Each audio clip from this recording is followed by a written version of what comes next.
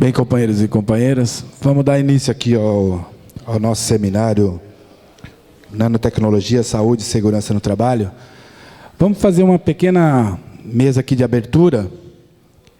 É rapidinha essa mesa. Nós gostaríamos de chamar aqui o companheiro do Edson Bicalho, da FECINFAR, para compor a mesa. Também gostaríamos de chamar o companheiro Raimundo Suzart, da FETIQUIM, José Emídio, do SEAG10.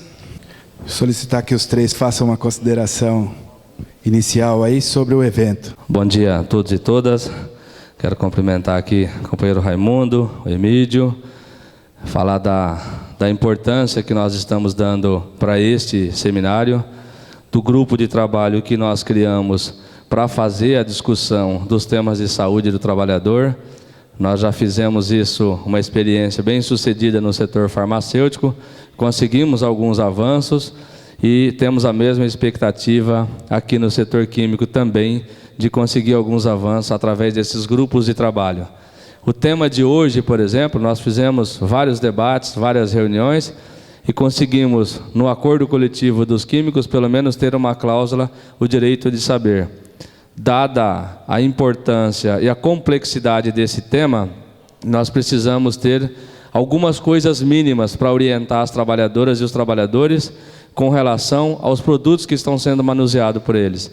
Então é de uma importância muito grande para nós a realização desse evento, e aproveito, Emílio, para lamentar a ausência dos empresários, né? Que pelo menos eu não tenho visto quase ninguém aqui para participar. Então isso talvez se torna, na verdade, uma reunião, um evento dos trabalhadores. Quando nós fizemos da outra, com a bancada do farmacêutico, nós tínhamos os empresários também participando, várias empresas, grandes empresas, participando para poder nós fazermos o debate. E aqui a gente vê que não tem sido assim. Mas eu espero que seja proveitosa essa manhã, essa reunião, desses dois palestrantes que vão falar conosco sobre o tema, e que nós possamos ter outros eventos com um número maior de empresas, porque se nós não fizermos ouvir os técnicos e fizermos um debate entre nós e o que as empresas pensam, vai ser difícil a gente conseguir avançar. Tudo bem que tem aqui a representação patronal, mas é diferente quando nós fizemos, por exemplo, debate com algumas empresas especificamente. Então aí você tem uma diferença no debate, você pode sair com alguma opinião. Então quero desejar um bom evento para vocês, justificar o nosso presidente, companheiro Serginho, está numa reunião na Força Sindical, ele deverá passar por aqui, mas ele não conseguiu chegar a tempo para essa abertura. Muito obrigado e bom evento. Bom dia. Eu acho que a tradição de negociação dentro do setor químico, uma negociação ao longo de todos esses anos, é de ter, inclusive, nos propiciado avançar em muitos temas e, muitas vezes, antes dos outros setores econômicos.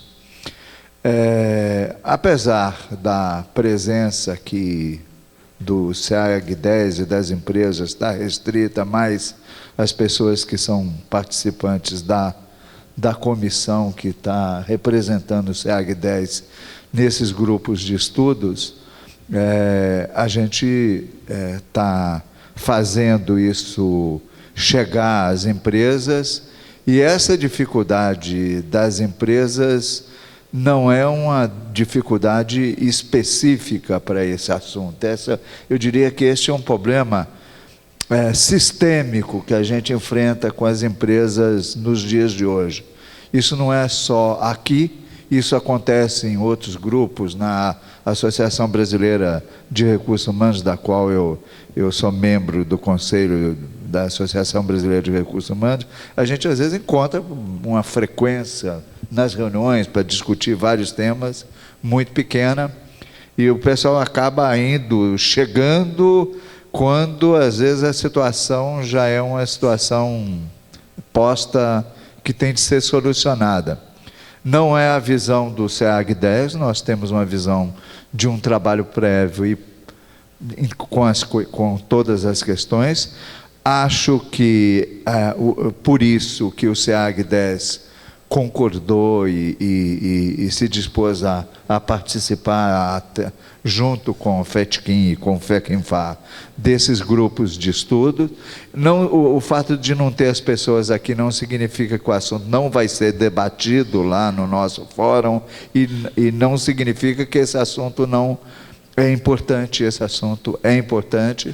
Eu acho que a gente tem de ter um olhar muito claro para pesquisar coisas, e não é só nanotecnologia ou temas de segurança do trabalho. Eu acho que tem coisas acontecendo no mundo de hoje que torna esse mundo diferente do mundo quando eu comecei a trabalhar em relações de trabalho, que foi em 1986, um negócio que é já até remoto. Então, o mundo daquela época era o mundo foi mudando e nós temos aí um mundo diferente em várias áreas. A área de tecnologia certamente é uma das áreas, é muita tecnologia embarcada e tem momentos que mesmo as pessoas que estão trabalhando com essas tecnologias têm dificuldade de entendê-las, quanto mais nós que somos leigos. Então a gente tem de tentar entender e ver em que isso nos afeta. O SEAG-10 nunca hesitou em dar o passo certo. O que a gente acha é que as empresas, elas às vezes são muito mais reticentes com uma série de coisas. Elas às vezes precisam de ver a coisa, de tocar nas coisas para fazer as mudanças. E a gente, como representantes das empresas, a gente tem de ter muito cuidado ao lidar com isso, para que quando a decisão que tiver de ser tomada for tomada, elas venham junto de verdade. Quando a gente assina convenções coletivas e acordos com o FECINFAR, com FETKIM, com os sindicatos que estão dentro dessas duas federações, é importante que esses acordos, essas convenções, cada cláusula seja efetivamente discutida e que ela seja praticada e não para ser um objeto de figuração. E eu acho que esses grupos de estudos são importantes para ajudar a gente fundamentar e chegar em época de database, a gente poder ter uma noção melhor do que é que nós estamos discutindo. Eu tenho uma expectativa grande de hoje, nós vamos ter 2 especialistas falando aqui e que vão nos ajudar a ter uma compreensão maior. Bom dia, Emílio, quero cumprimentá-lo, cumprimentar aqui o nosso amigo Raimundo, da FETKIM, o Edson. Bom dia a todos os companheiros e companheiras aqui, da CUT, da Força Sindical, da FETKIM, da FECINFAR. Cumprimentar aqui os representantes aqui do SEAG-10, aqui nesse evento.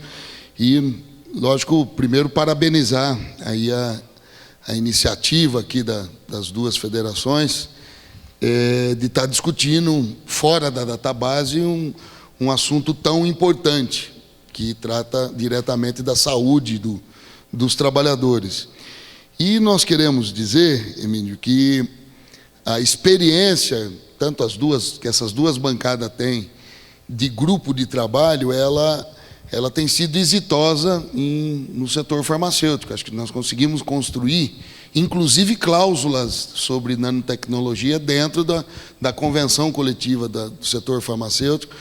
E, logicamente, quando, até no nosso meio, né, Edson, nós falamos, vamos criar uma comissão para discutir, tem muita gente que já desanima, ele fala, quer enrolar as coisas, cria uma comissão, cria um grupo de estudo, um grupo de trabalho, pode dar o apelido que quiser, entendeu? Mas nós queremos levar isso a sério, queremos avançar, queremos construir. E nós sabemos que na database, às vezes, quando nós começamos aquela pauta extensa que nós fazemos, a hora que resolve o problema econômico, a gente acaba dificultando a continuidade das negociações dos outros temas. Então, acho que é oportuno esse evento. Precisa, eu estou vendo aqui, a maioria dos companheiros aqui, precisa vir mais gente das empresas para se envolver nesse debate, para que a gente possa fazer esse debate conjunto, ver o pensamento de parte a parte, mas quero, de antemão, parabenizar a iniciativa aí, tenho certeza aí, estou vendo a Arline aqui que vai falar também com vocês, domina totalmente a matéria, conhecedora da matéria, então muito irá nos contribuir para construir aí uma cláusula que poderá figurar na convenção coletiva que trate da nanotecnologia. Então, parabéns a todos e obrigado pela oportunidade. Obrigado, Serginho, o Emílio, cumprimentar o Emílio, o Edson, aqui da FECFAL, o Serginho, presidente, os companheiros dos sindicatos químicos, a direção da federação, os companheiros dos unificados que estão aqui, o nosso companheiro André, que é o nosso secretário de saúde, o companheiro Nilson, a Arline, agradecer mais uma vez a Fundacentro, que está sempre aqui ao lado dos trabalhadores, quando convidada, quando convocada, está sempre aqui discutindo conosco. A FECINFA, a direção da FECINFA que está aqui, os trabalhadores, a direção, para que a gente possa discutir junto essa questão. Que nós estamos falando de nanopartículas. É algo novo no mundo do trabalho. E a gente precisa discutir. Nós não queremos ter os exemplos de como foi com mercúrio, com benzeno, com asbesto. Depois de milhões e milhões de trabalhadores mortos no planeta, aí nós vamos nos preocupar com a saúde do trabalhador. Então, nós queremos avançar, nós queremos discutir a saúde, nós queremos discutir a prevenção, né? Nós não queremos discutir a doença, nós não queremos discutir a insalubridade e a periculosidade. Nós queremos discutir a prevenção, quais são os EPIs capazes de proteger os trabalhadores e as trabalhadoras no seu ambiente de trabalho. É essa a discussão que nós queremos fazer. Portanto, é extremamente importante que a gente possa estar debatendo aqui, construindo o direito de saber. E o porquê que nós estamos aqui nesse seminário, já fizemos um aqui nesse mesmo local, com o Sindusfarma, onde nós avançamos no setor químico, onde não é a cláusula que nós entendemos que é ideal, é o direito de saber da informação dos trabalhadores, e nós queremos discutir com o SEAG 10. Porque há algumas contradições. Nós temos informações, Emílio, e aí eu aproveito para puxar a orelha da patronal, porque nós não queremos discutir e chegar aqui e de novo falar assim, olha, nós vamos avaliar e vamos montar um grupo de estudo e vamos ver quais são os impactos, se realmente está afetando os trabalhadores. Nós estamos fazendo... Tem tido debate, agora mesmo em setembro, né, Aline, vai ter um grande seminário na Universidade Federal do Paraná, onde vai estar vindo pessoas de outros países, delegações internacionais, onde nós vamos debater a nanotecnologia. Então, precisa se apropriar das informações, do saber, para que a gente possa sentar na mesa e avançar na discussão. E esse seminário é extremamente importante, e era importante que os representantes patronais estivessem aqui, não só o Emílio, o pessoal que está aqui, que acompanha, da assessoria que a gente está vendo aqui do SEAG 10, mas que estivesse presente para que também, se tem divergência, eu tivesse um entendimento diferente do que nós temos do que é a nanotecnologia, qual é a nossa visão, qual é a visão de quem fala em nosso nome, principalmente a Fundacentro, que discute a saúde do trabalhador, estivesse presente aqui para que pudéssemos dialogar e debater. Que aí é muito simples, e aí não tem como a gente questionar, transformar para 2, 3 pessoas vir aqui fazer o debate, e depois nós sabemos que nas reuniões internas, com 30, 40, 50, para que essas pessoas defendam as posições. Então nós precisamos tratar. E foi um acordo que nós fizemos, que nós iríamos fazer um seminário, onde nós iríamos construir, nós iríamos debater, para que nós pudéssemos avançar na construção de uma cláusula na convenção coletiva. Que é extremamente importante, não só para os trabalhadores, mas para as empresas também. Porque tem todo mundo aí escondendo que utiliza nanotecnologia. Se tem uma cláusula, tem a proteção efetiva dos trabalhadores, a empresa tem mais é que divulgar, que está desenvolvendo uma nova tecnologia, que está avançando no mundo do trabalho. E aí é avançar, é discutir quais são os riscos, quais são os ganhos que nós também queremos discutir, porque nós só estamos discutindo pelo mundo da saúde, pela questão de saúde. E o ganho econômico que a nanotecnologia vai trazer para as empresas? É muito grande. Então, nós, trabalhadores, precisamos nos apropriar dessas informações para que a gente possa fazer esse debate. Hoje nós estamos fazendo na área da saúde, mas em breve nós vamos estar discutindo na questão econômica. Porque são grandes avanços, são grandes ganhos. Né? Nós estamos falando que um galpão onde hoje as empresas não comportam quase nada, todo dia tem que fazer retirada, ela pode ficar talvez um mês só produzindo e estocando.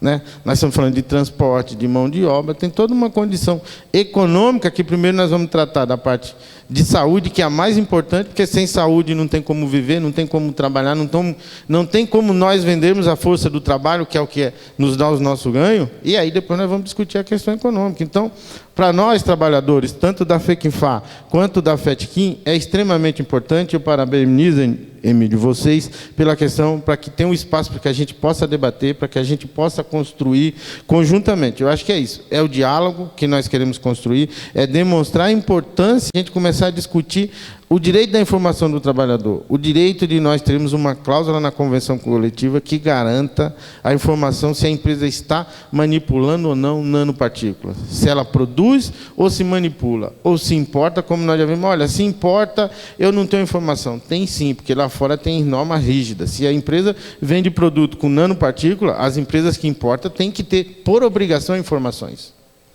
Então, nós temos que debater, nós temos que avançar e quebrar essa barreira de sentar com os trabalhadores, principalmente da bancada patronal, de que tem problema da gente vir aqui, sentar, dialogar, construir. A partir da construção do diálogo, do debate, é que a gente vai avançar. E aí tem que romper essa barreira. Eu acho que nós já passamos desse tempo onde a gente convida no seminário, eu e o Serginho temos convidado, nós fomos convidados em vários seminários, do Simproquim, vários, nós não temos problema de debater. Eu não estou aqui só para ouvir sim, não estou aqui só para dizer não. Eu estou aqui para debater, construir, dialogar, ser convencido ou convencer pelos meus pares e pelas pessoas com quem eu estou discutindo. Eu acho que a gente tem que ter esse entendimento. Que se a gente não tiver, a gente não avança. Nós vamos chegar aqui, vamos montar aquelas mesas de negociação, que é igual aquela última jornal que a gente trouxe aqui. Não, não, não, não. Não é isso que nós queremos construir. Nós queremos construir, sim, um espaço de diálogo, de entendimento e que a gente possa avançar. Então, estão todos de parabéns. A gente vai estar aí com os expositores, a companheira Aline, que tem nos acompanhado, o companheiro Tomás não está aqui hoje também, é uma outra pessoa que tem trabalhado muito nessa questão de nanotecnologia conosco, o técnico do Diese, que está nos químicos do ABC, e a gente tem trabalhado. E nós temos como grande esperança aqui, que é o avanço desse seminário, que é que a gente consiga construir uma cláusula que, quem sabe, queira Deus que a gente coloque agora no próprio aditivo da Convenção Coletiva de 2013, 2014, a cláusula da nanotecnologia. Portanto, muito obrigado à presença de todos e agradecer mais uma vez aos químicos de São Paulo, que gentilmente têm nos cedido o espaço toda vez que solicitaram. Então, muito obrigado à presença de todos. E, Júlio, vamos lá convidar, porque o pessoal quer ouvir os debatedores. Para a gente não perder tempo, vamos chamar aqui o pessoal que está no grupo de trabalho. O Emílio pode ficar aí se quiser. O João Scaboli, que é do Departamento de Saúde da FECINFAR, participante do grupo de trabalho. Vamos também chamar aqui o nosso companheiro André, que é da Secretaria de Saúde da FETICIM. Bom dia aos trabalhadores e trabalhadoras presentes, pessoal da patronal, né, o pessoal que veio das fábricas, exatamente para estar aqui hoje, debatendo tudo isso que foi falado agora aqui na mesa de abertura, que é a questão da saúde do trabalhador. Dizer para vocês que nós vamos chamar agora aqui, para fazer a exposição para a gente, a doutora Arline, que ela é da Fundacentro, pesquisadora, está em Medicina do Trabalho, ela é do Conselho Científico do Departamento Intersindical de Estudos e Saúde dos Ambientes. Pode ficar à vontade aqui, a partir de agora, com a gente nessa mesa. E depois, às 11h30, nós vamos ter a exposição do Jair Calisto, que é também farmacêutico bioquímico, administração industrial, Masters Business, e gerente das boas práticas e auditoria farmacêutica na Sindusfarma. Então, daqui a pouco nós vamos colocar outro palestrante para a gente poder ter um bom seminário, né, e discutir realmente a questão da saúde, que é fundamental nesse momento. Para quem está chegando agora, dizer que esse grupo de trabalho nós se reunimos há um mês atrás e tiramos que seria de fundamental, né, as três partes, nós, o Emílio e a FECINFAR, achamos que seria necessário para, primeiramente, que a cláusula entrasse, a gente discutisse com as pessoas que trabalham nessas empresas, que manuseiam esse tipo de equipamento, e também trazer a patronal para a gente, de fato, fazer o debate aqui como se fosse as três partes negociando uma decisão que foi tirada na campanha salarial. Vou passar a palavra aqui para o companheiro Obrigado, André. Primeiramente, eu quero cumprimentar o André, o Emílio, a Arline Arcuri, cumprimentar todos vocês aqui presentes, né? Os companheiros aí da Sindicatos Filiados da Federação, da FETIQUIM, pessoal do SEAG 10, e dizer que estamos dando um passo, momento histórico, momento de reflexão. Eu acho que o primeiro passo foi o grupo de trabalho, o segundo passo agora foi o consenso entre as duas bancadas, né? Bancada dos trabalhadores e empregadores, né? Mais uma vez, realizar um seminário para buscar conhecimentos, né? Referente ao ponto de pauta, nanotecnologia. Não tenha dúvida, temos que avançar. Ouvi os companheiros dizendo, já avançamos em alguns segmentos. Por que não podemos avançar dentro do SEAG 10 também? Eu tenho certeza que quando existe o consenso entre as partes, tanto da bancada dos trabalhadores como dos empregadores, no sentido de buscar soluções, que é bem-vindo para a bancada dos trabalhadores, para a bancada dos empregadores, principalmente para os trabalhadores que estão no chão de fábrica, nós podemos dizer que estamos no caminho correto. E tenho certeza que esse consenso existe. A partir do momento que nós construímos esse grupo de trabalho, nós estamos pensando em avançar. E tenho certeza que nós vamos avançar. E tiramos como ponto de pauta a nanotecnologia. Eu não vejo por que tirarmos aí, depois das exposições de trabalho, da companheira Arline Arcuri e do companheiro Jair Calisto, trabalhar com muito carinho, né? Pensar numa cláusula de nanotecnologia, o direito de saber, o direito à informação, principalmente isso. Nós estamos no século XXI, podemos dizer também que temos momentos negativos, quando o assunto é a saúde do trabalhador. Muitas mortes vêm ocorrendo nos ambientes de trabalho, as doenças profissionais têm aumentado dia a dia, as doenças decorrentes nos ambientes de trabalho têm aumentado dia a dia, e temos que buscar as causas, e queremos soluções. E esse é o momento da solução, é esse grupo de trabalho, é esse seminário, pensar numa cláusula, e começar a pensar num país melhor. Obrigado, pessoal. Então nós vamos passar aqui para a nossa primeira palestrante do dia. Bom dia. Antes de começar a apresentação que eu fiz, eu queria fazer alguns comentários no seguinte sentido. Nós da Fundacentro, né, que somos uma instituição voltada especificamente à prevenção dos acidentes e das doenças relacionadas com o trabalho. E há uns anos atrás, especificamente em 2003, 2004, foi quando eu li o primeiro artigo falando em nanotecnologia e ética. Aquilo logo me chamou a atenção, né? Logo, o primeiro artigo que eu leio, já falando em ética adicionada à nanotecnologia, porque alguma coisa vai mudar significativamente, né, na nossa vida com essas novas tecnologias. Foi aí que eu comecei a me interessar pelo assunto, comecei a estudar um pouquinho do que se conhece de nano, que é muito nova, né?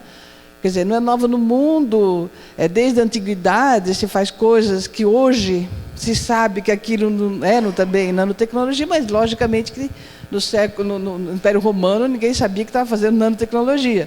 Mas já existia o uso de nanopartículas para determinados tipos de atividade que as pessoas não tinham noção de que aquilo era nanotecnologia. O grande boom da nanotecnologia começou no começo desse século, né, no século XXI.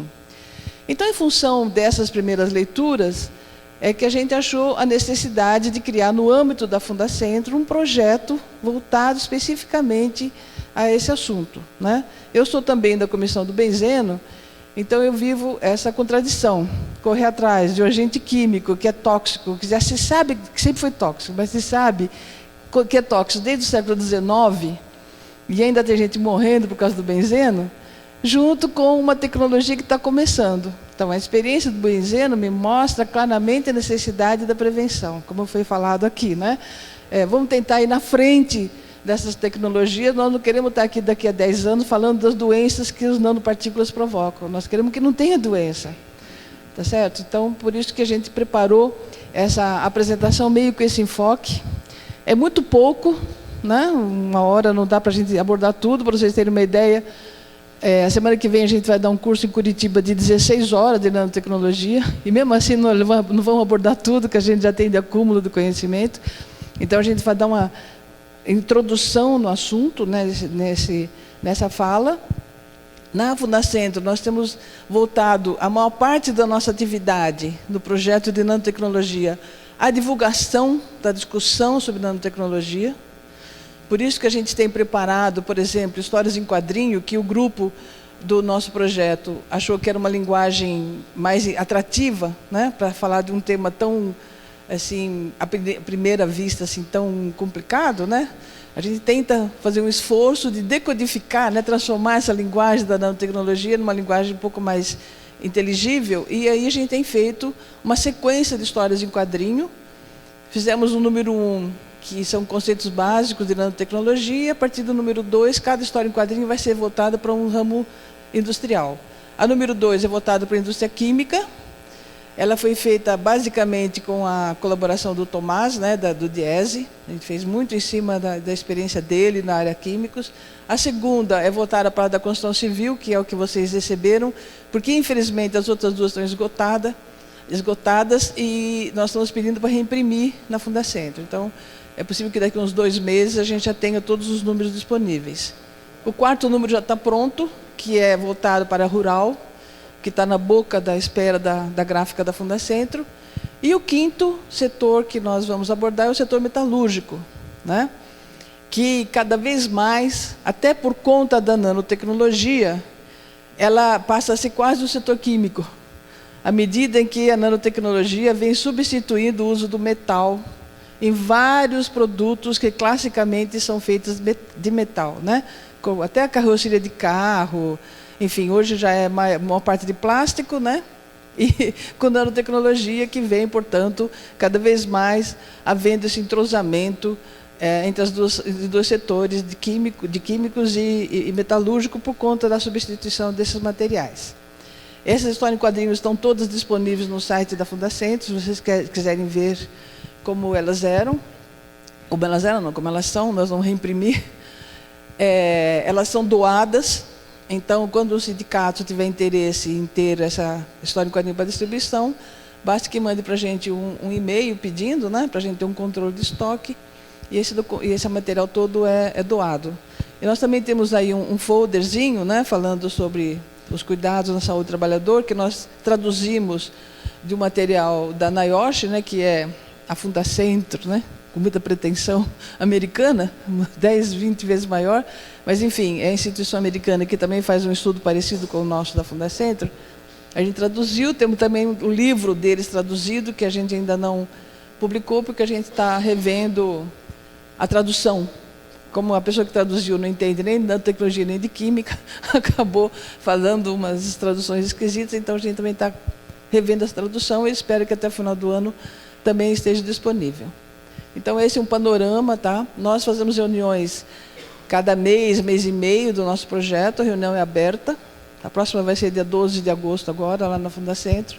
Então, se alguém tiver interesse em acompanhar nessas reuniões, não é um grupo de estudo, é uma reunião de projeto em que a gente estabelece as ações.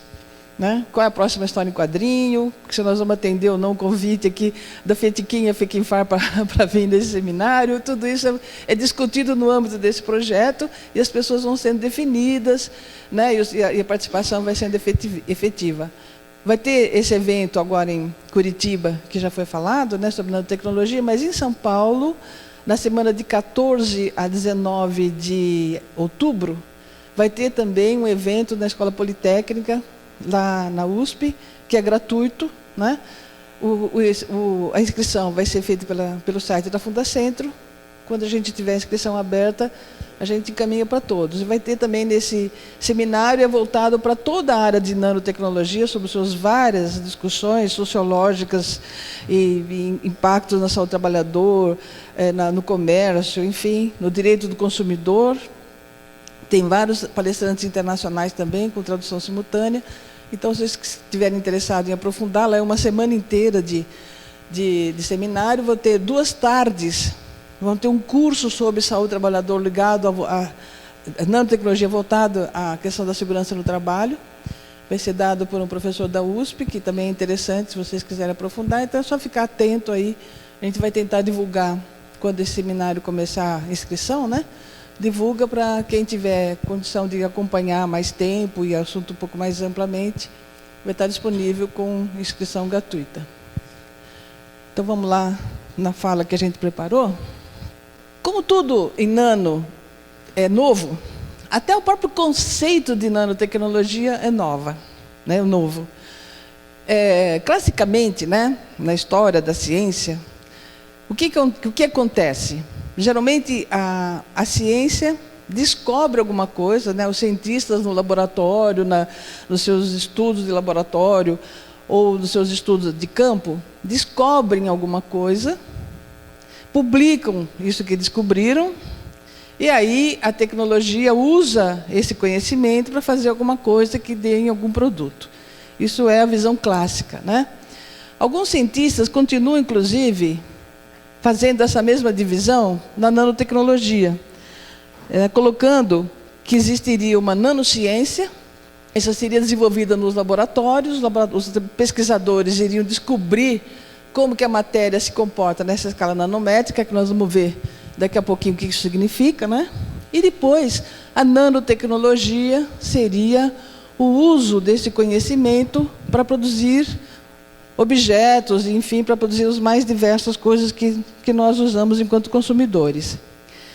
Só que no caso da nanotecnologia, porque envolve uma pesquisa um pouquinho mais sofisticada, mais cara no ramo da pesquisa, o que tem acontecido? A maior parte das pesquisas em nanotecnologia já é financiada por interesse das indústrias, ou já é financiada com interesse de produzir alguma coisa, né? Então, por isso que a gente já as definições mais modernas de nanotecnologia já incluem, inclusive, a fase de pesquisa, que vai desde da pesquisa, que é uma pesquisa da matéria nessa escala atômica, molecular e macromolecular, em que a matéria está na escala aproximadamente de 1 a 100 nanômetros, e aí se descobre um produto, um processo novo, uma propriedade nova, e transforma em alguma coisa. Então, essa que é um conceito, vamos dizer assim, mais atualizado do que seria nanotecnologia. O que isso muda, né? O que isso muda, que acaba refletindo no nosso dia a dia? Quando você vê a ciência pura, né? Vamos dizer, pura, essa ciência. A ciência, se você ler um texto de um sociólogo para falar a importância da ciência para a sociedade, para o ser humano, para a vida no planeta, ele coloca a ciência com um certo romantismo. A ciência seria o descobrimento de coisas boas para o bem da humanidade, né? Isso aqui seria um conceito romântico de ciência, que nós, seres humanos, temos capacidade de descobrir coisas, e essas coisas deveriam ser socializadas para toda a humanidade e para o bem da humanidade. Muita coisa aconteceu, né? Se você for imaginar que no século XIX, XVIII, a nossa expectativa de vida era de 30 anos e hoje é de quase 80, isso foi em função da ciência. Foi em função da descoberta do saneamento básico, foi em função da descoberta de antibiótico, foi em função da descoberta de um monte de coisa, né? De livrar o ser humano de um trabalho muito mais penoso, embora ainda exista, né, esse trabalho escravo, mas ele é ainda hoje uma porcentagem pequena da sociedade, quando já foi quase da sociedade como um todo. Então, essa evolução da ciência realmente levou a gente a um determinado conforto, a um determinado aumento de expectativa de vida. Isso daí seria a ideia da ciência pura, a ciência voltada para todo mundo. Quando a pesquisa já é voltada para a tecnologia, o que tem acontecido? A maioria da pesquisa já é protegida pela patente logo no laboratório, né? Então, logo no laboratório, na pesquisa, você já tem a intenção de fazer uma patente, porque aquela pesquisa envolveu custo, né? Então, para proteger, vamos dizer assim, para garantir o retorno do investimento que foi feito na pesquisa, que a maioria delas é financiada por interesse da indústria, a necessidade da indústria, a indústria sente a necessidade desse conhecimento ser patenteado e proteger o seu investimento. Só que na Nano isso tem acontecido de forma muito intensa, muito intensa. Um dos motivos é o seguinte: nós vamos ver daqui a pouquinho que as coisas, a matéria, na escala nanométrica, tem um comportamento tão inesperado em relação ao nosso mundo visível, que quando o cientista descobre aquilo, mesmo a indústria financiando um determinado fenômeno, descobrir um determinado fenômeno, ela faz uma patente que cerca todas as possibilidades que podem ser usadas com aquilo que eles descobriram. Porque não sabe exatamente, quantas vezes, é tão interessante a coisa de Nano, que a pessoa não sabe nem o que vai fazer com aquilo que descobre. De tão inesperado que tem sido os descobrimentos nessa área. Aí eles fazem uma bruta de uma patente, que cerceia, inclusive, o desenvolvimento de outros pesquisadores da mesma área, porque fica tudo patenteado, né? É meio mais ou menos como a Monsanto, que coloca aí uma soja transgênica no mercado e patenteia de tal forma que mesmo os sítios, as plantações que não são transgênicas, que são contaminadas, tem que pagar royalty para Monsanto, né? Então é uma coisa muito louca, porque a patente é tão ampla que ela vai muito além do uso específico daquilo que foi desenvolvido. Então esse já é uma pequena, grande diferença aí em relação ao momento que a gente vive em relação à ciência. Com relação ao cientista, o cientista faz a sua pesquisa e normalmente não tem o mínimo interesse em saber o que vai ser usado da sua descoberta. Para ele é interessante o quê? Publicar em revista internacional para poder ganhar dinheiro para continuar pesquisando, né? Aí se desenvolve, por exemplo, energia atômica, alguém percebe aquilo e faz uma bomba, por exemplo. Mas o cientista não tem nada a ver com a bomba. Ele só descobriu energia, o uso dela, ele não se responsabiliza. Na nanotecnologia tem essa coisa um pouco diferente. O cientista tem um comprometimento muito maior com aquilo que ele vai fazer, com aquilo que ele vai descobrir, né? Porque ele já sabe que ele está sendo financiado com uma função, com algum objetivo de fazer alguma coisa que dê lucro para quem vai usar aquele conhecimento. Então isso faz com que o cientista se torne um pouquinho mais responsável na hora de descobrir as coisas.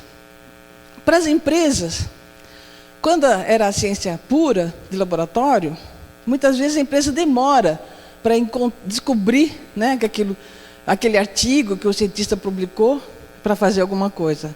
Na nanotecnologia não, né? Ela financia, então ela é a primeira a saber das descobertas, muitas vezes fica na forma de segredo porque é patenteado. E para a vista do governo, a maioria, pelo menos no Brasil, em várias partes do mundo, a maior parte da pesquisa de laboratório é financiada pelo governo. E quando era para a pesquisa chamada pura, o conhecimento que era descoberto, ele era socializado, era feito com dinheiro público, tudo que era publicado não tinha nenhum segredo, não era patente, todo mundo podia usar aquele conhecimento. À medida em que agora a nanotecnologia já envolve algum produto, até o próprio governo está envolvido na questão de facilitar a patente, né? Estimula cada vez mais a nanotecnologia, isso acontece inclusive no Brasil, no sentido do Brasil não perder um chamado bonde da história, né? Nós temos que fazer nanotecnologia no Brasil também, porque senão nós vamos ser meros importadores e nós não vamos gerar conhecimento em nano também, e com isso a gente vai ficar muito atrás do ponto de vista tecnológico. Então muda inclusive o foco do investimento do governo nas pesquisas. Do ponto de vista dos trabalhadores, a não ser o trabalhador cientista, que está lá no laboratório e que também se expõe, né, ao que ele está descobrindo, demora para o conhecimento científico elaborado em laboratório sem esse interesse comercial de chegar para o trabalhador, que está no chão de fábrica e que vai produzir as coisas. Que é preciso que se publique, alguém use aquele conhecimento, tal. Agora na nano não, né? A nano é muito mais rápido o conhecimento ser transformado em algum produto. E a mesma coisa para os consumidores. Os consumidores também rapidamente percebem o conhecimento científico avançando. E isso a gente percebe, né, no nosso dia a dia. Cada vez tem um modelo novo de celular, cada vez tem um modelo novo de geladeira, de televisão, principalmente os eletrônicos, né? Cada vez mais tem coisa nova. Isso por quê? Porque a ciência, muito rapidamente, hoje tem chegado no mercado. O que não acontecia antigamente, que o conhecimento científico era muito mais lento para chegar na inovação que dá a origem a um novo produto. Então, nós estamos vivendo, isso daqui é uma introdução para mostrar para vocês que nós estamos vivendo num outro momento, né? Como já foi falado aqui, inclusive. Nós estamos vivendo num momento da ciência muito rapidamente se desenvolver e muito mais rapidamente mudar a cara da sociedade, os ambientes de trabalho, enfim, o nosso dia a dia, tanto como consumidor, como trabalhador, como, inclusive, ser humano, vida no planeta. Bom, mas afinal, né, o que é essa coisa chamada nanotecnologia? O que são esses nanômetros? Só tomar uma aguinha aqui.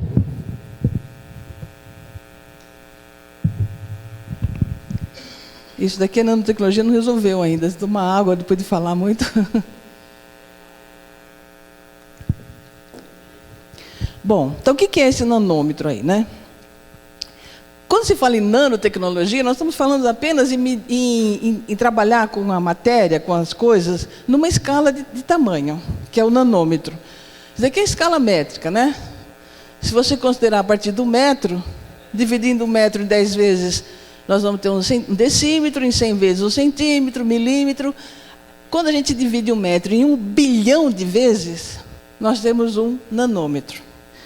Então, o nanômetro é uma medida, né, métrica, é só isso. Então, por exemplo, quando você vai medir, por exemplo, uma árvore, você não vai medir em nanômetros, que seria 1 bilhão, não sei quantos nanômetros, então você mede em metros, que é a unidade mais tranquila de medir uma árvore. Você vai medir uma borboleta, aí eu falo, tem quantos metros? Não tem metro, tem muito menos que 1 metro. Então você usa uma outra escala, né, para medir uma borboleta, que é centímetros. Os insetos menorzinhos ainda, a gente já começa a medir em milímetros. E aí vai diminuindo, né? Um fio de cabelo não dá para medir em milímetro, é muito menos que 1 milímetro. Aí já começa a falar que o fio de cabelo tem 100 microns, que é bem menos que 1 milímetro. Quando se entra até o fio de cabelo, ainda a gente enxerga, né? Então, a nossa capacidade de enxergar vai até na escala de milímetros. Abaixo de milímetro, a gente não enxerga mais. A gente precisa de uso de microscópio para enxergar as coisas com tamanho menores que milímetros. Tá certo? Então, para você ver, por exemplo, uma bactéria, para você ver um glóbulo vermelho, aquelas bolinhas lá embaixo, por incrível que pareça, é a cara dos nossos glóbulos vermelhos que corre no nosso sangue, né? A gente não enxerga, a gente só enxerga o sangue vermelho. Você olha no microscópio, você vai ver aquele formato. Então, nessa escala, a gente ainda consegue enxergar com a ajuda do microscópio. Tá? Abaixo disso, nem com microscópio óptico, nem com microscópio de lente de aumento a gente não consegue enxergar. Porque abaixo desse tamanho, nós entramos na escala nanométrica. Tá? Então, nessa escala, que tem essas partículas, que nós vamos falar bastante sobre elas, o nanotubo de carbono, o fulereno, que é uma partícula nano na forma de uma bola de futebol, a molécula do DNA, né, do nosso código genético, que todos nós temos, tem 2 nanômetros de espessura. Então, a própria molécula do DNA é uma partícula nano do nosso corpo. Os vírus, né, os danadinhos dos vírus, são partículas nano, naturais, extremamente perigosas, a maioria, né? A gente está acostumado a ir no médico com uma doença que eles não descobrem o que é, eles falam que nós estamos com uma virose. Mas por que o vírus é tão perigoso? Porque é nano. Pelo fato de ser nano, ele tem facilidade de entrar no nosso corpo muito facilmente. Entra em órgãos do nosso corpo que outras partículas maiores não entram. Entra no cérebro, entra no coração, entra em um monte de lugar. Porque é nano, porque tem um tamanho tão pequenininho que facilita a entrada dele no corpo. Tá? Então, para vocês terem uma ideia, quando a gente fala em nanotecnologia, nós convivemos com partículas nano o tempo todo, o nosso corpo é cheio de partículas nano. Nosso dente é nanoestruturado, por isso que é tão duro, né? E nem por isso é tóxico. Então, quando a gente fala em nano, tem que colocar as coisas no seu devido lugar. Nós convivemos com coisas nano no nosso corpo, que são algumas boas, são essenciais para a vida, e outras são perigosas, como os vírus. Tá? Mas, agora nós estamos falando em nanotecnologia. A diferença é você ter partículas nano no nosso dia a dia, no nosso corpo, e que nós convivemos desde que o mundo é mundo, desde que a vida existe no planeta, e essas coisas absolutamente novas, que são produzidos de forma tecnológica, que nós vamos passar a viver, estamos começando a viver, né? E que a gente ainda não tem muita noção do que poderá provocar no nosso organismo.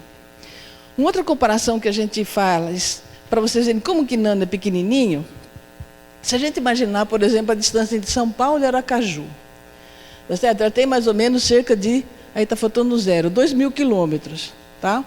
Então tem se fosse medir a distância entre Aracaju e São Paulo em milímetros, nós íamos falar que a distância seria de 2 bilhões de milímetros. A gente não usa essa expressão normalmente, fala em quilômetros, que é muito mais, o número é menor, né? Mas poderia falar em milímetros, a distância é a mesma, a única coisa que nós estamos mudando é a escala, né? Então vamos imaginar a distância, a distância entre São Paulo e Aracaju é da ordem de 2 bilhões de milímetros. Vamos imaginar agora, ver agora o tamanho da cabeça de um alfinete daquele tipo, esses alfinetes coloridinhos aí. A cabecinha dele tem 2 milímetros. O que é uma cabecinha de alfinete frente à distância entre São Paulo e Aracaju? Não é nada, né? Coisiquinha de nada. Isso é a comparação que a gente pode fazer entre 1 nanômetro e 1 metro. O nanômetro é 1 bilhão de vezes menor que o metro. Uma cabecinha de alfinete é 1 bilhão de vezes menor do que a distância entre São Paulo e Aracaju. Então, para vocês imaginarem como nós estamos falando de coisas muito, muito pequenas. Tá? É nessa escala de coisas muito pequenas que mexe a nanotecnologia. É a escala do tamanho das moléculas, né? Eu não sei se todo mundo que não é químico, vocês estão na área química, mas não necessariamente tem noção desses conceitos que os químicos usam para entender como é que as coisas funcionam na natureza. A natureza é formada de átomos, principalmente, né? Que são a estrutura da natureza que tem identidade diferente. Dentro do átomo ainda tem um monte de outras coisas. Tem elétrons, tem nêutrons, neutrinos, blá, blá, blá, tem zilhares de outras partículas. Mas quando você destrói o átomo nessas partículas menores, ele deixa de ser ferro, carbono, níquel, cobre, deixa. Ele perde a identidade de substância química. Ele só passa a ter identidade de substância química quando essas partículas menorzinhas se constituem no átomo. O átomo de carbono é diferente do átomo de ferro, que é diferente do átomo de níquel, que é diferente do átomo de alumínio. Diferente, principalmente em termos de número de partículas que ele contém. O átomo em si já é até menor que nanômetro. Ele tem uns 10 vezes menos do que o nanômetro até. Quando junta alguns átomos, aí você forma as outras coisas chamadas moléculas, que são juntamentos um pouquinho mais complexos e maiores, e aí que forma a maior parte das coisas que estão no nosso corpo, que estão no nosso em volta, né? Nós temos pouca coisa atômica no nosso redor, tá? A maioria junta com alguma outra coisa, né? O próprio oxigênio que a gente respira são 2 átomos de oxigênio junto, não tem um oxigênio sozinho. Até porque se ele fica sozinho, ele é reativo pra caramba e ele reage a qualquer coisa que está na frente, né? Então o átomo, para ficar estável, o oxigênio para ficar estável, até na natureza, ele está na forma de 2, uma molécula de oxigênio, tá? Então é nessa escala que lida a nanotecnologia, ela lida com a manipulação da matéria na sua estrutura mais elementar, sem perder a característica da matéria que a gente conhece. Abaixo disso a gente já começa a entrar na energia atômica, em outros tipos de energia. Então, não é nanotecnologia mais, aí já é outra tecnologia. Não existe uma única nanotecnologia, né? Ela manipula a matéria a escala nano nas mais diversas áreas do conhecimento humano. Em cada área, a característica da nanotecnologia é um pouco diferente. Quando você fala na medicina, na informática, no químico, nos metalúrgicos, nós estamos falando de nanotecnologia, todas são nano, todos mexem com a matéria nessa escala de 1 a 100 nanômetros, mas com risco diferente, com produtos diferentes. Tá? Então, o correto mesmo seria falar em nanotecnologia no plural, porque seria mais abrangente. Embora por simplificação, né, a gente fala no singular. Mas por que nós estamos preocupados com essa nanotecnologia do ponto de vista da saúde do trabalhador? Porque quando você reduz o tamanho da matéria, a matéria muda de jeito de se comportar. Ela se comporta de jeito diferente, certo? Devido a ser muito pequenas, elas têm uma relação da superfície exposta com o volume muito diferente, tá? E as reações químicas sempre acontecem na superfície das coisas. Nunca acontece, você põe um bloco de ferro aqui, a ferrugem não começa dentro do bloco, começa na superfície. Então, é na superfície das coisas que a reação química acontece. Quando você aumenta a área, a possibilidade de reação química aumenta significativamente. Esse exemplo, claro que o pó de café não é nano, mas é um exemplo para mostrar a importância de você diminuir a área. Por exemplo, quando você tem um café em grão, você não consegue fazer uma xícara de café, né, com café em grão. Você coloca o grão na água fervendo, no máximo a água vai ficar um pouquinho suja. Porque a água só tem contato com a superfície do grão e vai retirar dessa superfície um pouquinho dos princípios ativos, dos produtos químicos do café que vão dar o sabor do café que a gente conhece. Por isso, você precisa diminuir o tamanho, né? Você moe o café, faz o pó de café, aí você aumenta aí não é bem reatividade, mas enfim, por isso que está entre parênteses, você aumenta a superfície de contato do café com a água, né? E com isso você extrai mais facilmente todos os princípios do café. Então, isso é para dar uma ideia para a gente da importância da diminuição do tamanho. Você diminui o tamanho, fica com uma área muito mais exposta, né? E muito mais fácil de reagir quimicamente. Esse daqui é um outro exemplo da mesma coisa, né? Você tem um tubo de 4 centímetros, um cubo de 4 centímetros, a mesmo volume, você dividindo, você vai ter, no primeiro caso, uma superfície de 96 centímetros quadrados, você vai diminuindo, aumenta a superfície, né? Passa para 192, diminuindo mais o tamanho, você aumenta a superfície, e com isso você vai tendo uma superfície exposta cada vez maior, e, portanto, o material, na escala menor, é muito mais reativo, quimicamente falando, né? Um outro exemplo, você pode usar uma corrente grossa para puxar um objeto e várias correntes finas para fazer o mesmo esforço. Só que o que estraga primeiro? O que vai enferrujar primeiro? As finas enferrujam muito mais fácil, porque ela tem uma área superficial muito maior. Vai durar muito menos você ter várias fininhas do que você ter uma grossa, né? Vai corroer muito mais facilmente. Por quê? Porque na grossa você tem muito menos área superficial exposta ao oxigênio do ar, que é o responsável pela ferrugem, a umidade e o oxigênio, do que você tendo uma corrente fininha. Mas não é só isso. Se fosse só o aumento da área, a gente aumentava a velocidade da reação química, né? Até seria, vamos dizer assim, razoavelmente previsível a mudança. Mas não é só isso. Na escala nanométrica, a matéria, ela tem outras leis da física que regulam como que a matéria se comporta nessa escala, que são as leis da mecânica quântica. Aí entra em fenômenos quânticos, entra em fenômenos inesperados. Eu sei, por exemplo, que se eu largar esse microfone, ele vai cair. Eu não tenho dúvida disso, né? Esses conceitos da mecânica que nós conhecemos, a gente conhece desde que nasce, né? Nem sabe que aquilo é uma lei da física. Não precisa saber. Nosso dia a dia nos ensina certos comportamentos da matéria que são regidos pela lei física, da física de Newton, sei lá, né? Só que quando essa matéria está na escala nanométrica, a coisa muda de figura. Ela tem comportamentos muito diferentes. Por isso que eu falei logo no começo, que no laboratório, os cientistas às vezes estão estudando um determinado fenômeno na escala nanométrica, que é tão inesperado, que eles não sabem nem o que fazer com aquilo. Aí eles fazem uma patente protegendo tudo que aqueles acham que um dia vai ser usado com aquele fenômeno que eles descobriram, de tão inesperado que ele é. Tá? E cada vez mais, a gente que está acompanhando, né, as notícias que aparecem na área da nanotecnologia, vê que os cientistas mesmos estão assim, surpresos com um monte de coisa que estão descobrindo.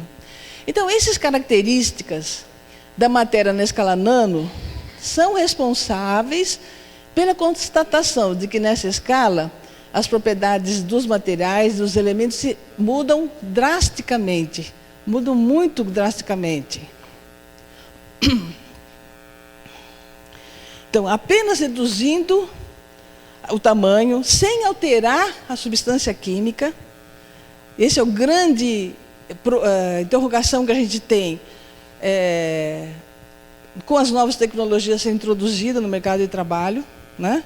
Por exemplo, na área de polímeros, a gente sabe que nenhum plástico, ele é só, quando chega para a gente, consumidor, né?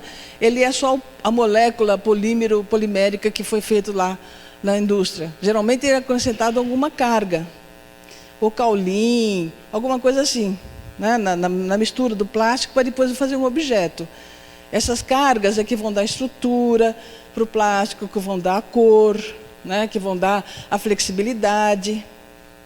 Então, vamos supor que uma indústria química use kaolin toda a vida. Aí, de repente, começa a chegar um produto com o mesmo nome, kaolin, só que a escala é nano. O trabalhador percebe alguma coisa diferente porque ele vai usar muito menos do que usava antes, com um efeito muito maior. Isso é uma propriedade da escala nano. Mas o nome da substância é a mesma. Então, se ele não for informado de que a tecnologia é outra, que ele está usando um outro tipo de produto, o mesmo tipo de produto falando do ponto de vista químico, mas com um tamanho de partícula diferente, ele não vai ter o cuidado redobrado com a exposição que deveria de ter, porque a nanopartícula penetra no organismo com muito mais facilidade. Tá? Então, daí a importância do direito de saber. Você tem que saber que você está introduzindo um produto novo, às vezes com o mesmo nome, só que com uma estrutura química, uma estrutura nano. E ela muda a propriedade, muda a capacidade de dispersão da substância no ambiente, ela não se enxerga, porque ela é invisível, a nanopartícula só enxerga com esses microscópios especiais.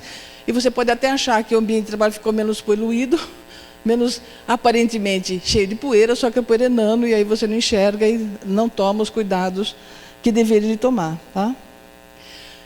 Pode mudar tudo isso. Pode mudar a cor, a solubilidade, a resistência, a condutividade elétrica, o comportamento magnético, a mobilidade da partícula no corpo, no meio ambiente, propriedades físico-químicas. Enfim, pode haver mudança de uma porção de características da substância que tem a substância na escala maior quando ela passa a escala nanométrica.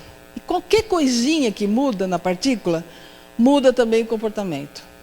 Se ela é um pouquinho diferente na forma, se ela tem alguma contaminação, se ela é mais porosa do que a outra. Essa característica tem sido uma das grandes dificuldades dos toxicologistas, por exemplo, de estudar as partículas nano. Você pega um trabalho de um toxicologista do Japão, por exemplo, né, com um nanotubo de carbono. Aí ele vai falar assim, nanotubo de carbono foi usado para fazer um medicamento para combater câncer. Maravilha, né? Aí você pega um outro estudo, nanotubo de carbono provoca tanto câncer como o amianto. Mas não é nanotubo de carbono? Os dois são nanotubo de carbono.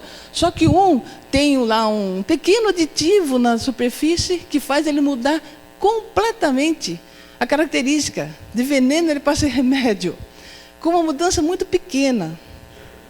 E às vezes o cientista que produziu o nanotubo não consegue ter todo o controle na produção para reproduzir sempre a mesma coisa. Isso é outra dificuldade da indústria, inclusive.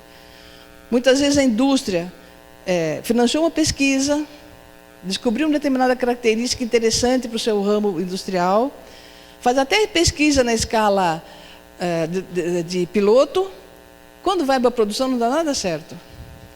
Porque uma pequena mudança na temperatura, no material do reator, no metal que é feito o reator, dá outra partícula. E aí, o comportamento é completamente diferente. Então, isso também é uma das dificuldades da nanotecnologia, não está tão ainda no mercado como seria de se esperar frente à quantidade de patentes que já existe no mundo inteiro, de estudos que já existem no mundo inteiro em nível de laboratório, porque existe uma dificuldade de produzir esse partículo sempre com a mesma característica. Um exemplo desta influência da forma com que os átomos se rearranjam para fazer a molécula é o carbono, né? O carbono é um átomo super comum, né? Nosso corpo é cheio de moléculas produzidas a partir do carbono. E olha o que acontece. Naquela primeira estrutura lá, supondo que aquelas bolinhas fossem átomos de carbono, né? É só um desenho. Se o átomo de carbono se rearranja daquele jeito, ele forma um diamante, que é uma das substâncias químicas mais duras que existe e é formada só de carbono. Eu teve um choque quando eu descobri que diamante era só carbono, não era algum mineral mais de consistência diferente, é só carbono. Agora, se o carbono, em vez daquela estrutura, ele tiver arranjado naquelas camadinhas lá, né, que são 3 camadinhas que estão lá desenhado, ele vai formar o grafite. Grafite e diamante são formados só de átomos de carbono e têm comportamento completamente diferente. Né? O grafite a gente consegue escrever com lápis de grafite justamente porque ele é formado de camadas. Quando a gente passa o lápis no papel, essas camadas vão deslizando e vão deixando o grafite no papel e a gente escreve. Tá? Negro de fumo, que é um negócio muito antigo, né? Ninguém produz negro de fumo achando que está fazendo nanotecnologia, mas está, de certa forma. Forma um produto químico, aí não tem uma composição química muito homogênea, tem até tubo de carbono dentro desse negro de fumo, é usado como pigmento de tinta, é usado como pigmento para fazer xerox, é usado para fazer pneu. E quando o negro de fumo é usado para fazer pneu, não é só para dar cor no pneu, né? Porque senão poderia fazer pneu de outra cor, se fosse só para isso. Tem 1000 outros corantes. É porque ele é nano. E como ele é nano, ele dá uma resistência maior na borracha, porque ele ajuda as ligações químicas a acontecerem com mais força, e essas partículas de negro de fumo no pneu que são responsáveis, inclusive, pela resistência do pneu. E aí vai. Quando ele se comporta desse jeito, formando aquelas bolinhas, ele forma o fulereno, que é também uma nanopartícula, que hoje já existe em alguns cremes, em alguns chips, nessa taco de golfe. E os nanotubos de carbono, que têm propriedades mecânicas muito diferentes. Ele apresenta resistência mecânica altíssima, é capaz de suportar peso, tem alta flexibilidade, pode conduzir corrente elétrica, pode alterar, conforme o tubo de carbono, ele pode ser transportar corrente elétrica ou ser isolante, com pequena mudança na estrutura. São cerca de 100 vezes mais resistentes e 6 vezes mais leves do que o aço.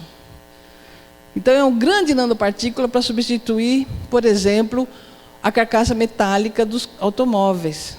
Né? No futuro, provavelmente, esses objetos como automóveis, até aviões, hoje, em pequena escala, já são construídos com material químico, de certa forma, né? Não metálico. Tem até aquele desenhinho lá, meio esquisito, daquela bola lá. Sabe o que é aquilo? Tem uns pesquisadores estudando fazer um elevador do globo terrestre, aquela bolinha lá embaixo é a Terra, até uma plataforma espacial com um nanotubo de carbono. Para vocês terem uma ideia de como esse negócio é resistente. Imagina fazer um elevador que você não precisa mais pegar um foguete para ir na plataforma espacial, você vai de elevador, né? Roupa de proteção contra bala, aquela roupa lá é um colete à prova de bala, que é muito resistente.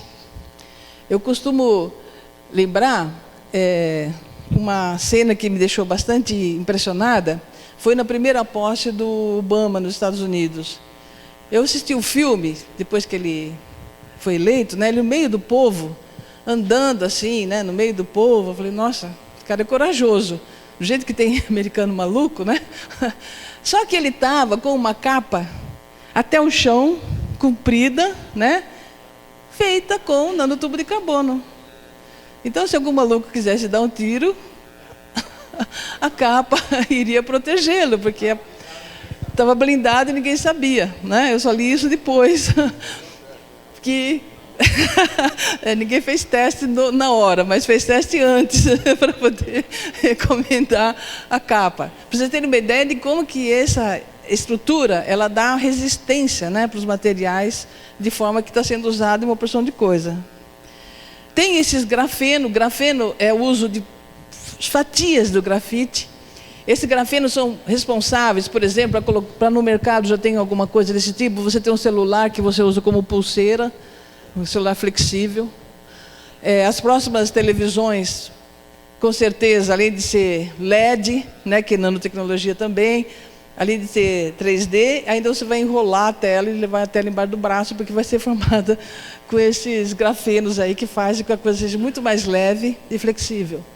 E aí, essa espuma de carbono, olha essa espuma de carbono como é leve, ela fica em cima de uma flor, né, desse semente de cabeça de leão, né, essa plantinha que a gente vê no quintal, aí que você dá uma sopradinha, ela já desmancha tudo e ela consegue suportar o peso de uma espuma de carbono. Isso daí é como forma de um grafeno enrolando, você vê um tubo de carbono. Então, veja bem, o fato de você conhecer a propriedade de uma matéria na escala maior não permite que você saiba como ela se comporta na escala nanométrica. Um material que é aparentemente seguro, usado em escala maior, quando ele está na escala nano, pode penetrar pela pele, pode ser absorvido pelo organismo.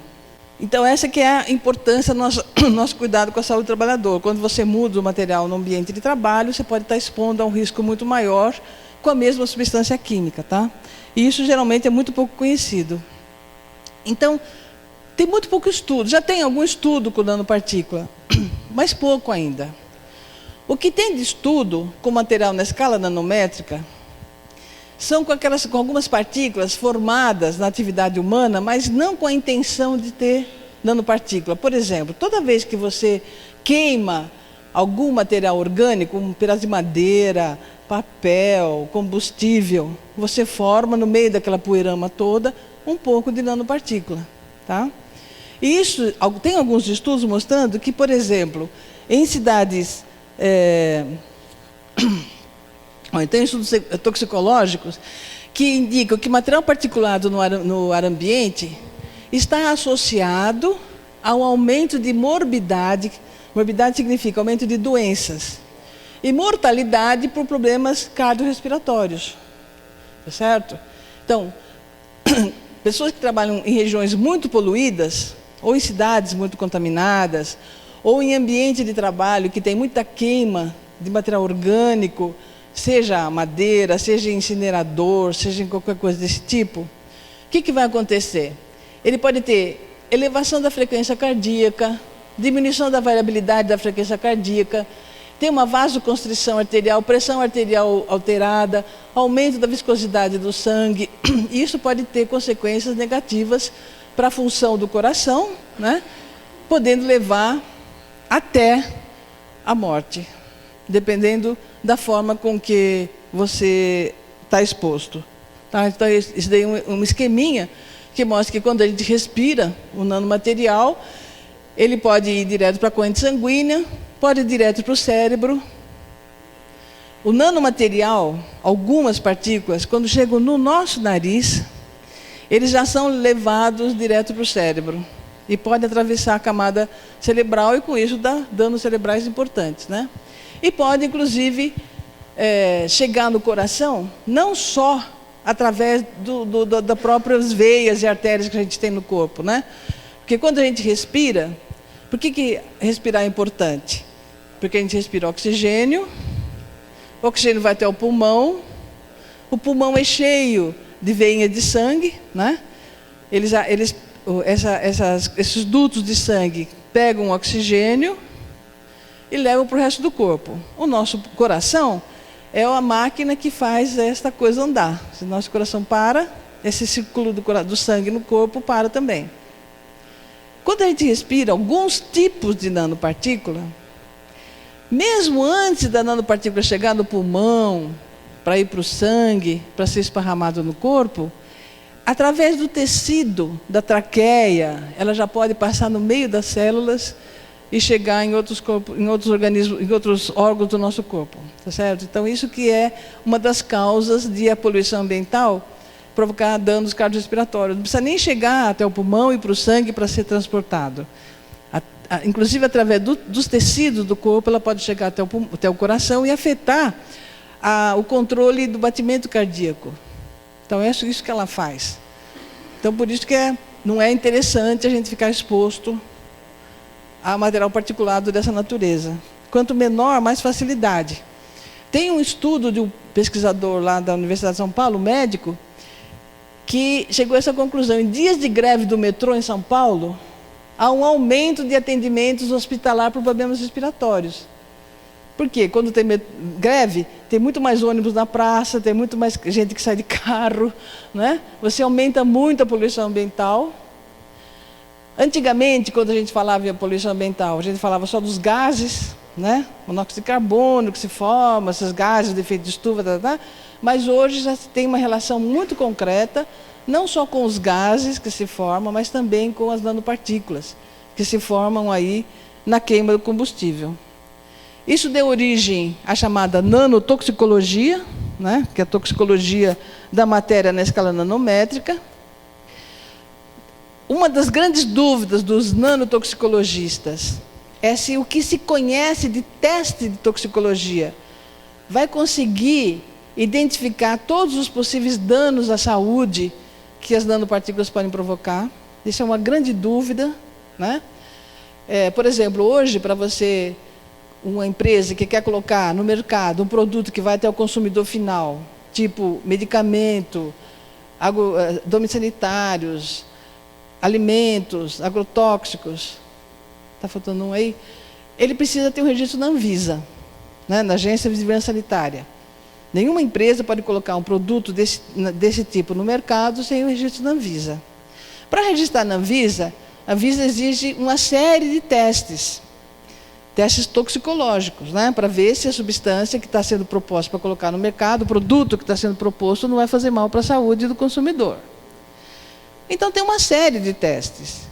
Para você saber se uma substância penetra na pele, você tem que fazer um teste específico. Para fazer se uma substância provoca câncer, já tem que ter um teste específico. Então, os testes toxicológicos, eles têm sempre um objetivo. Você quer saber se provoca câncer, se provoca problema nos olhos, se é hepatotóxico, né? Não tem um teste da Universal que fala essa substância é tóxica. Tem algumas coisas que podem induzir, mas saber exatamente o que vai provocar, não tem teste para tudo ainda. Então essa é uma das grandes dúvidas dos toxicologistas, nanotoxicologistas. Será que aquilo que existe de teste é suficiente para prever tudo o que pode acontecer?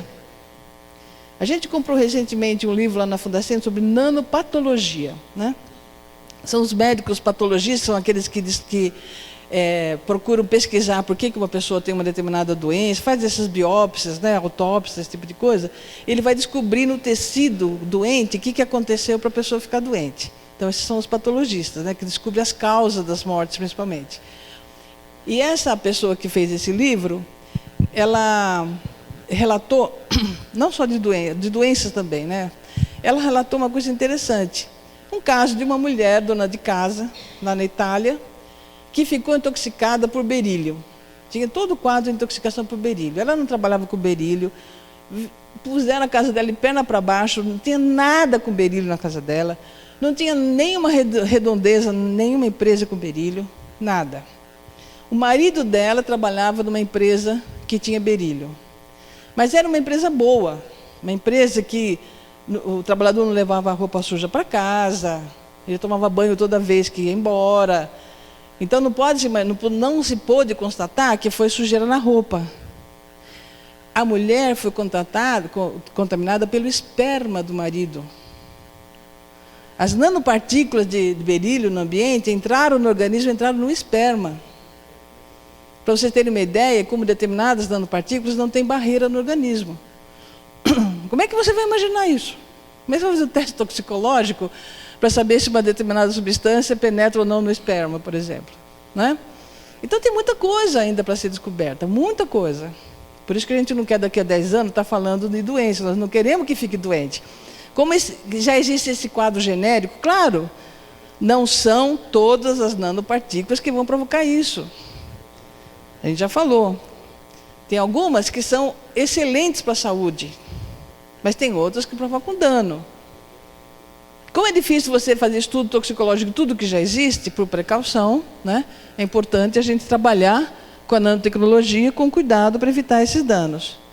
As nanopartículas podem entrar na respiração, que nem a gente já falou, na respiração no nariz ela pode ir até o cérebro, pode entrar pela pele. A nanopartícula penetra a pele muito mais profundamente do que um material em escala maior, por isso que na indústria farmacêutica cada vez mais se usa nanotecnologia para fazer cremes para combater ruga, ou se usa protetor solar com nanopartículas de óxido de titânio, óxido de zinco, que penetra mais pela pele, protege muito mais teoricamente, né, pelo menos a pele. E pode também, e claro, quando tem uma inflamação ou ferida é muito mais fácil. A nanopartícula pode entrar pelo folículo do cabelo, né, pela glândula de suor, enfim. Tem outra coisa também. Uma vez eu assisti uma palestra de uma pessoa de uma indústria química que fazia teste de penetração na pele com a nanopartícula que eles fabricavam. O teste era assim, eles tinham uma pele de não sei se é de porco, alguma coisa assim, que tem a pele parecida com o ser humano, né? Eles esticam a pele num dispositivo, geram nanopartícula de um lado e embaixo verifica se penetrou. E não penetrava. Ótimo. Só que, depois eu li um artigo falando o seguinte, quando você faz assim, a sua pele, você consegue mobilizar a pele porque as células se separam. Então, se esticada não penetra, na hora que dobra, penetra. E esse teste não é feito, por exemplo. Tá? Então, tem uma porção de coisas aí que a gente ainda tem que estudar para ver o que pode acontecer. Isso daqui é um desenhinho, ó, esse azulzinho é um corte de uma fibra de amianto, e aquele em preto é um cobre de nanotubo de carbono, com vários tubos um dentro do outro. Não tem diferença nenhuma, né, do formato. Então a gente da área de saúde do trabalhador está numa briga para banir o amianto, aí de repente você começa a colocar nanotubo de carbono no mercado. Claro que ele vai ser muito menos quantidade, porque ele tem um efeito muito maior, assim, tem outros tipos de ação, mas de qualquer forma é importante saber que alguns tipos, pelo menos, de nanotubo de carbono têm uma toxicidade semelhante ao amianto. Além disso, quando você diminui o tamanho de uma partícula, você aumenta a área e ela pode, inclusive, aumentar a capacidade de formar, facilita a ignição das coisas, tá certo? Por exemplo, se você está manipulando o nanomaterial, ou um material comum, ele não inflama. Quando ele está na escala nano, aumenta muito a área superficial, poderá formar com muito mais facilidade eletricidade estática e, consequentemente, você pode ter facilidade maior de pegar fogo numa coisa que não pegaria fogo em escala maior. Tá? Esse é, por exemplo, não sei se eu coloquei esse exemplo aqui ou não, mas, por exemplo, o caso do alumínio. O alumínio a gente faz panela de alumínio. Só que na nanoescala, o alumínio em nanoescala é usado como combustível de foguete. É usado em bombas de destruição. É importante ver todo o ciclo de vida, né? Não adianta você tomar cuidado só com o local do trabalho, se ele provoca danos ou no consumidor final, ou já veio, né, com um consumo anterior. A nano pode ser aplicada em todas as áreas do conhecimento humano. Praticamente não tem área de que não vai ser usado, né? Nanomedicina, na saúde e segurança, na indústria têxtil, na telecomunicações, no cosméticos, produtos esportivos, enfim, tudo que nos cerca pode ter nano. Por isso que nossas histórias em quadrinho estão voltadas para vários ramos industriais, tem muito pela frente para fazer, que tudo vai ser usado nano. A nanomedicina tem sido assim, o carro-chefe, né? A maioria das pessoas que já ouviram falar de nano, ouviram falar das maravilhas da nanomedicina, né? Medicamento que, para tratar de um câncer, por exemplo, ele entra só nas células cancerosas, não entra nas células sadias, então não tem aquele efeito colateral da quimioterapia. Enfim, quase toda doença hoje que existe, eu já encontrei alguém descobrindo, testando a nanotecnologia para resolver. Aquele desenho lá daquela mão é uma pessoa com queimadura, que aquela película nanoestruturada lá ajuda a cicatrizar com muito mais facilidade. Aqueles 2 pés lá de cima, né, que o brasileiro acabou de ganhar o campeonato, né, com aquela estrutura, é nanoestruturado, aquele material. Aquilo chama atenção para uma coisa, que é um artigo que eu li de um cientista aí falando o seguinte: daqui a uns anos vai mudar completamente o conceito da pessoa portadora de deficiência. Porque as deficiências que nós conhecemos, a pessoa não ter uma perna, ser cega, ou ser paraplégica, vai ter lá um exoesqueleto para ela poder andar, né? Vai ser deficiente aquela pessoa que não tiver no seu corpo um plus de tecnologia.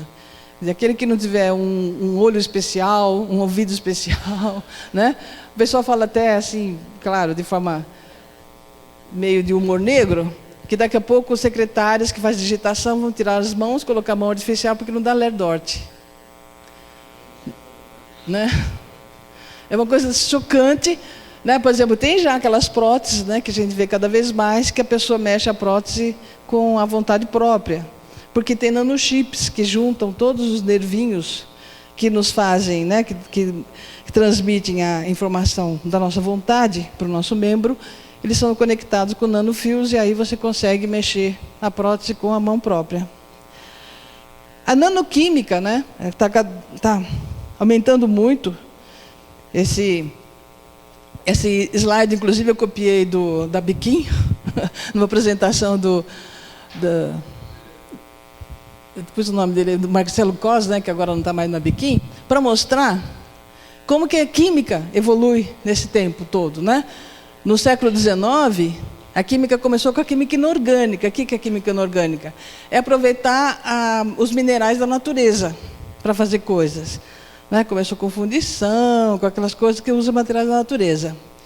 No começo do século XX, começou a carboquímica, o uso do carvão, do carbono, do carvão mineral, para produzir coisas, né? Para produzir energia.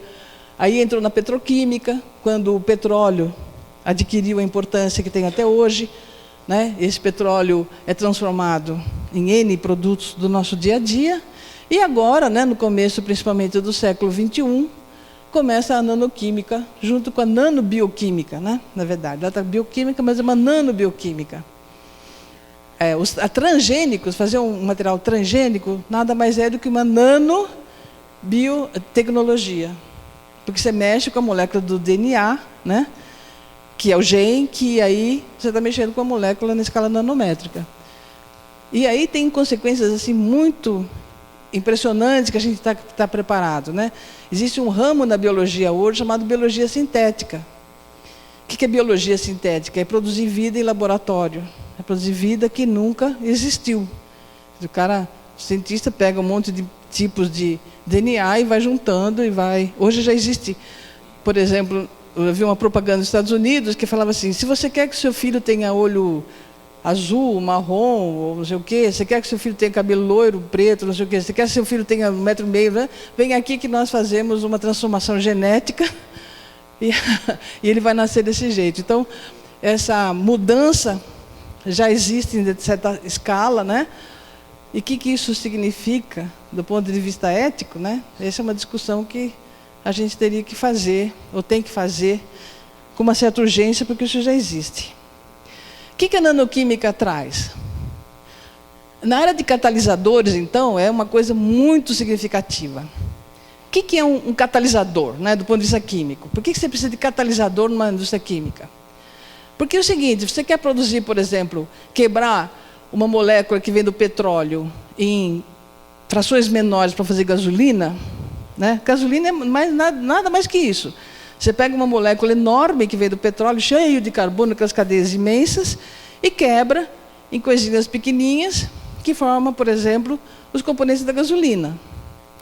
Se você for fazer isso com aquecimento, você não controla direito. Você precisa de muito aquecimento, vai quebrar tudo de qualquer jeito, você não tem controle do que você vai produzir. Aí você coloca um catalisador. Então, o catalisador nada mais é do que uma terceira substância que a gente coloca no processo para facilitar obter aquilo que você tem interesse. E porque ele diminui a energia que precisa para a reação química. A grande diferença da nanotecnologia são esses catalisadores nanoestruturados. Eles são muito mais eficientes. A temperatura das reações químicas, elas podem ser muito mais baixas, portanto, vão exigir muito menos energia, né? Só que são nanopartículas. Eu já visitei, por exemplo, uma refinaria em que o catalisador era jogado no processo quando ele tinha que ser trocado e virava uma poeira impressionante na sala em que esse processo era feito. Agora já pensou isso nano? Os trabalhadores se queixavam da poeira naquela época, né? Não sei, atualmente parece que eles enclausuraram o sistema, mas quando eu vi lá uns 20, 15 anos atrás, era tudo muito precário, numa refinaria de petróleo. E já tem essa exposição. Imagina quando é nano, né? Como que isso pode penetrar mais facilmente pela pele, provocar danos pulmonares mais significativos, né? Até para a produção de biodiesel já tem esse catalisador inorgânico. Para fazer biodiesel, geralmente o que é usado é hidróxido de sódio, é um material alcalino para fazer a reação do álcool com a gordura, né? Biodiesel é mais ou menos isso. Você reage álcool etílico, esse que usa no bombo de gasolina, aí sem água, mistura com óleo, dá uma mudança lá na estrutura, com catalisador, geralmente hidróxido de sódio, mas aí contamina o óleo diesel depois, ele tem que ser lavado, enfim. Aí quando você usa esse catalisador aí, ele é sólido, você faz a mesma reação química e não suja o óleo diesel, então o biodiesel, e aí você tem uma facilidade, né, de produção maior. Nanopartículas combinadas com materiais, né?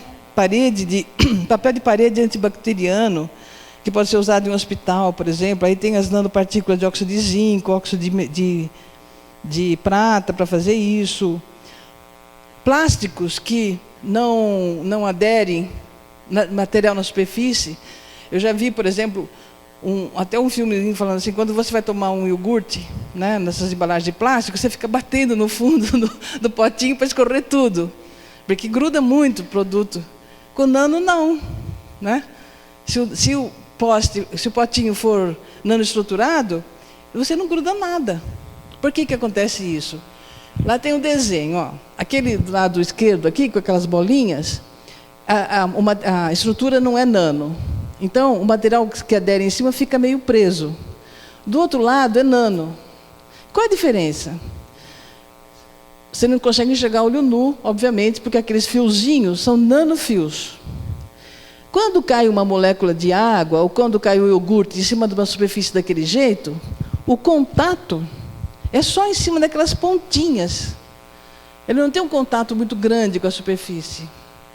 Então, como o contato é muito pequeno, o material dentro do plástico escorre com muito mais facilidade. Tá?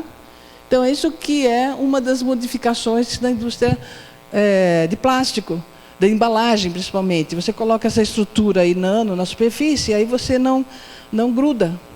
Isso vai ser feito em muita coisa, vai ser feito, por exemplo, em vidro de carro.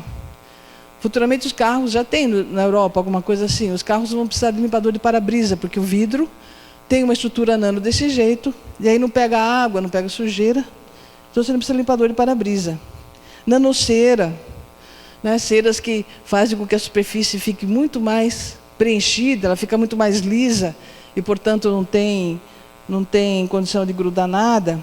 No carro, então, na indústria de automóvel, de automobilística, isso não é só carro, vale para trem, para tudo que é tipo de transporte, né? Você tem película de vidro que não vão mais embaçar, que nem eu falei, purificador de ar com nano fotocatalisador de carvão ativo, pneus sem ar. Os pneus do futuro não vão ter mais câmera, já não tem câmera, mas ainda tem ar, né? Por isso que ainda chama pneu. Pneu vem a ideia de que tem ar. No futuro eles vão ter uma roda, não vai chamar mais pneu, porque não tem mais ar, então não tem mais sentido chamar pneu. Vai chamar roda de carro mesmo. E ele é nanoestruturado. Aí o que acontece? Não fura, você pode passar em uma superfície super pontuda, daquele jeito não fura, porque é super estruturado, né? Carro elétrico com bateria produzida com nano, sensor que permite o carro estacionar sozinho, isso já existe, né, no mercado. Carros que desamassam sozinho. Então, os carros do futuro, se você dá uma batidinha, ele volta à forma original sozinho, não precisa de funileiro. Enfim, é um mundo novo. É um mundo novo, né, que a nanotecnologia está trazendo aí. No ramo metalúrgico, né, isso daí, aí começa o químico metalúrgico. No ramo metalúrgico se usa muito produto químico para proteger a peça de ferrugem, né? Normalmente é feito uma galvanoplastia, ou nesse caso aqui é feito uma fosfatização, né? Que lá é roda de automóvel. Aí existe substituição dos processos tradicionais de fosfatização à base de fosfato de ferro com nanocerâmica, que utiliza produtos químicos à base de fluorosiconia, né? Para tratamento de metal. Esse produto já existe no mercado, esse Bonderite aí da Henkel. Então ele substitui, ele pula uma etapa aí no tratamento da superfície, que também é um produto químico, né? Então tem indústria química já produzindo isso. Isso aqui mostra como que você economiza etapas na proteção da superfície, pulando a fosfatização. Com aquele processo lá, você economiza etapa e faz o processo mais rapidamente. Então, né? Isso tem um resumo, que nem eu falei para vocês, do que a gente já tem preparado, né?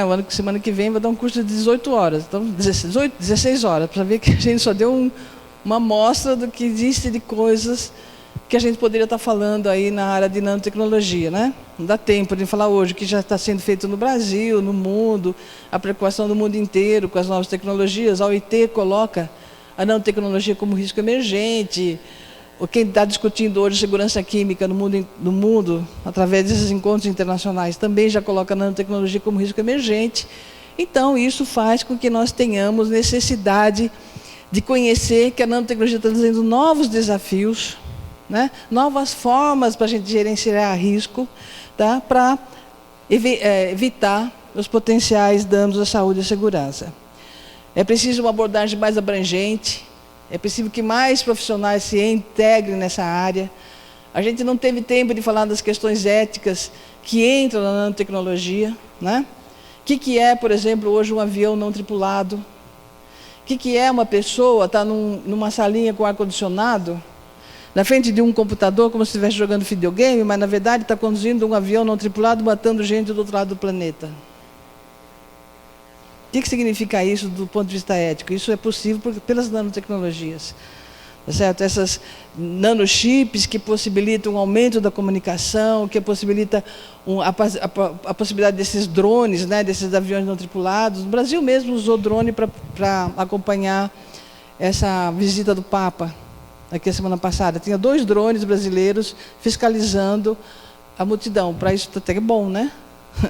Mas, por outro lado, ele pode ser usado para jogar bomba. Então, essas questões todas, que envolvem questões éticas, né, a fiscalização, que a gente pode estar sujeito com esses sistemas que a gente não tem a mínimo. A gente já é fiscalizado para caramba com coisas que a gente enxerga, né? Todo lugar que a gente vai tem uma câmera hoje. Você imagina se essas coisas são colocadas dentro do nosso corpo sem a gente saber e a gente passa a ser fiscalizado o tempo todo. Então, envolve questões éticas, questões sociais, questões de saúde do trabalhador, questões de consumidor, muito sérias, né? Várias profissões vão ser eliminadas, como, por exemplo, na hora que você tem aquele pneu lá, você não vai precisar de borracheiro, né? Quanto mais, por exemplo, você tiver robotização, a robotização crescente, só é possível pelo avanço da tecnologia, você vai evitar a existência de pessoas fazendo, por exemplo, solda, como é o caso aqui, né?